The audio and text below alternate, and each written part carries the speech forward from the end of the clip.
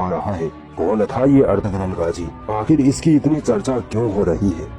दरअसल मामला शुरू होता है 13वीं सदी से, जब चंगेज खान की मंगोली सेना पूरी दुनिया में लूट मार करती हुई मुसलमानों और यूरोप के कई मुल्कों को फतह कर रही थी। मंगोल ऐसे वहशी दरिंदे थे जो जहाँ भी जाते खून की नदियाँ बहा देते थे, ना बच्चों बूढ़ों का लिहाज, ना औरतों को छोड़ते थे। हर जगह तबाही फैलाना इनका मकसद था। जब ये मंगोल ख्वारिज्म के इलाके तक पहुँचे तो यहाँ एक कबीला था जो इस इलाके को छोड़कर वहाँ से भागा। उस कबीले का नाम था काई कबीला। इस कबीले का सरदार था सुलेमान शाह। सुलेमान शाह के 4 बेटे थे। तीसरे नंबर का बेटा था अर्तुगरुल गाजी, और ये ड्रामा या सीरीज इसी जाबाज हस्ती पर बना है। सल्जूकी सल्तनत की शहजादी हलीमा सुल्तान और उसके भाई और बाप को ईसाइयों ने कैद कर लिया था। जंगल के रास्ते से जब ईसाई इनको महल ले जा रहे थे, तब ये लोग अर्तुगरुल गाजी के हत्थे चढ़ गए। अर्तुगरुल ने शहजादी हलीमा और उसके बाप और भाई को ईसाइयों से छुड़वा लिया। बस यहीं से शुरुआत होती है इस जाबाज दिलेर हीरो अर्तुगरुल गाजी की। इस घटना के बाद काई कबीले पर ईसाइयों की तरफ से तरह तरह की परेशानियां आने लगी, मगर अर्तुगरुल गाजी ने बड़ी दिलेरी से हर परेशानी को दूर कर डाला। अर्तुगरुल गाजी का दिलेरी वाला काम था ईसाइयों के उस किले को फतह करना जहां से मुसलमानों के खिलाफ साजिशें तैयार होती थी। इन ईसाइयों को उस वक्त नाइट टेम्पलर्स कहा जाता था। इस किले में बड़े बड़े ईसाई पादरी मिलकर मुसलमानों के खिलाफ एक आलमी जंग की साजिश रच रही थी, मगर अर्तुगरुल गाजी की बहादुरी ने इनके नापाक इरादों पर पानी फेर दिया। जब अर्तुगरुल ने इस किले को फतह किया तो पूरी मुस्लिम और गैर मुस्लिम सल्तनतों में अर्तुगरुल की दिलेरी और बहादुरी का डंका बजने लगा। यहाँ से अर्तुगरुल नाम का एक ऐसा तूफान उठा कि दुश्मनाने इस्लाम इस तूफान में उड़ते चली गयी। दरअसल बात यह है कि इस ड्रामे के जरिए मुसलमानों की बुज़दिली और एहसास कमतरी को खत्म किया जा रहा है। इन्हें अपनी तहजीब पर फख्र करना सिखाया जा रहा है। इस वक्त ये ड्रामा 150 देशों में तर्जुमे के साथ साया किया जा चुका है। मेरी नजर में ये ड्रामा इस्लामी इनकलाब का एक अजीम दाई है और मुस्लिम नौजवानों को ये ड्रामा जरूर देखना चाहिए। डेली मोशन पर आपको पहला सीजन उर्दू में मिल जाएगा, जिसके 75 एपिसोड हैं। बाकी अब पाकिस्तान की PTV ने सिरे से इस ड्रामे की उर्दू डबिंग शुरू कर दी है। यूट्यूब पर आपको मिल जाएगी। एक बार दरियाई फरात को पार करते हुए काई कबीले के सरदार सुलेमान शाह दरिया में डूबकर इंतकाल कर गए। इसके बाद कबीले वालों ने अर्तुगरुल गाजी को अपना सरदार चुन लिया, क्योंकि अर्तुगरुल गाजी जैसा ज़हीन बहादुर निडर इंसान कबीले में और कोई न था। अर्तुगरुल की सरदारी में काई कबीले ने तुर्की के अनातोलिया की तरफ रुख किया। अर्तुगरुल के 2 भाई इससे अलग हो गए, जबकि अर्तुगरुल अपने छोटे भाई के साथ सफर पर निकल पड़ा। बीच सफर में अर्तुगरुल ने देखा कि 2 सेनाएं जंग कर रही हैं। एक सेना बड़ी कमजोर और जंग हारने की कगार पर आ पहुंची थी, तो अर्तुगरुल ने हारती हुई सेना का साथ दिया। ये जंग थी सल्जूकी सल्तनत और मंगोलों के बीच, मगर ये बात अर्तुगरुल को नहीं पता थी।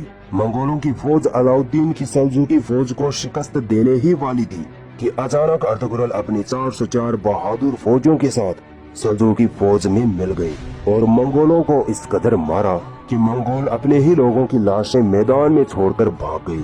अलाउद्दीन कुछ देर पहले मंगोलों के हाथों अपनी शिकस्त यकीनी समझ रहा था, मगर अर्तुगरुल की मदद से इतना खुश हुआ कि अर्तुगरुल को शहर अंगोराई अंकारा के करीब जागीर अता कर दी। अर्तुगरुल एक बेमिसाल और समझदार सरदार था, जिसकी समझदारी दुनिया के कोने कोने में फैल गई थी। दुश्मनाने इस्लाम इनकी जहानत के साथ बहादुरी को देखकर हर वक्त परेशान रहते थे। मुसलमानों की सल्जूकी सल्तनत इस वक्त बहुत कमजोर हो चुकी थी। एक तरफ रूमी फौज, दूसरी तरफ खूंखार मंगोल। इन दोनों के बीच सल्जूकी सल्तनत पीछे चली जा रही थी। अनकरीब था कि ये सल्तनत खत्म हो जाती, मगर जिस दिन अर्तुगरुल गाजी इस सल्तनत में आए, उसी दिन से ये सल्तनत परवान चढ़ने लगी। अर्तुगरुल गाजी अपनी लीडरशिप सालारी से रोमियों और मंगोलों को लगातार शिकस्त देता चला गया और अपनी सल्तनत को बढ़ाता चला गया। इस वक्त कोई ऐसा बादशाह न था जो अर्तुगरुल गाजी से टक्कर ले सके। और एक वक्त ऐसा आया जब अर्तुगरुल गाजी अपनी वफात से पहले बहुत ताकतवर हो चुका था। सन 1258 ईस्वी में अर्तुगरुल के यहाँ एक लड़का पैदा हुआ, जिसका नाम रखा गया उस्मान। यह वही उस्मान था जिसके नाम पर तुर्की की सल्तनत को सल्तनत उस्मानिया कहा गया। عثمان بھی اپنے باپ ارطغرل کی طرح ذہین، بہادر اور نڈر تھا۔ 1288 عیسوی میں ارطغرل نے وفات پائی۔ اس کے بعد سن 1299 عیسوی میں ارطغرل کا بیٹا عثمان اپنے باپ کی گدی پر بیٹھا۔ عثمان میں ایک طرف دینداری اور دوسری طرف بہادری بہت زیادہ تھی۔ عثمان اس قدر اپنی طاقت کو بڑھاتا گیا کہ کچھ ہی سالوں میں 3 بر اعظموں میں سلطنت عثمانیہ کا پرچم لہرا گیا۔ اس وقت سلطنت عثمانیہ میں 40 دیس آتے تھے اور یہ سلطنت 1923 تک جمی رہی۔ کئی سلطان آئے جنہوں نے اس سلطنت کو قائم رکھا، مگر 600 سال بعد پھر یہ سلطنت عثمانیہ برائیوں اور کمزوریوں کا شکار ہونے لگی۔ 1923 میں اس سلطنت کو ایک دم سے ختم کر دیا گیا۔ جب پہلا وشو یدھ ہوا تب دنیا 2 حصوں میں بٹ گئی۔